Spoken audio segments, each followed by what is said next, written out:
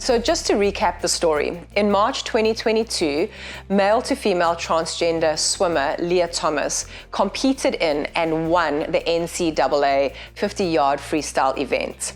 This was the first time that a transgender athlete had won a women's event in the NCAA. Thomas had previously competed as a man, but after 3 years of gender transformation in terms of testosterone treatment, she had lowered her testosterone to the level where she was able to compete as a woman. But just days after her win, the governor of Florida issued a proclamation stripping Leah Thomas of her medal and giving the first place medal to the runner-up. He said in a tweet, "By allowing men to compete in women's sports, the NCAA is destroying opportunities for women, making a mockery of its championships and perpetuating a fraud." Annabelle Rutledge, who is the director of the Young Women for America, agrees with this. She says, "We're not going to stand by and let women be displaced. We must fight for their rights." But many others provide convincing evidence why Leah had no significant advantage in this race, and that transgender athletes do not threaten the integrity of the sport. Leah Thomas herself was interviewed on Good Morning America. As she described this event and described her journey, she explained it as such: "I'm not a medical expert. There's a lot of variation among cisgender female athletes.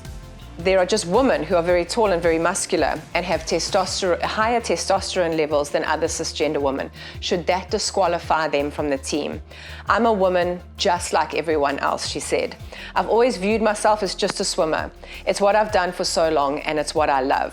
But unfortunately, FINA disagreed. And as we spoke about earlier, there is now a ruling that Leah Thomas will not be able to go and compete in the women's event at the Olympics. She will be competing in a separate event for transgender athletes. For some, this is a victory.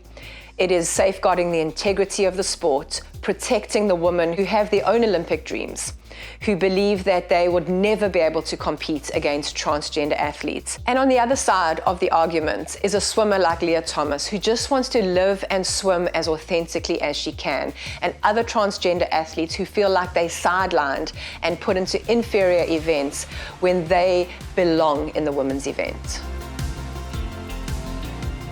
So while this is a topic of rulings by swimming governing bodies and creating a level playing field, this is also a story of people. This is a story of swimmers.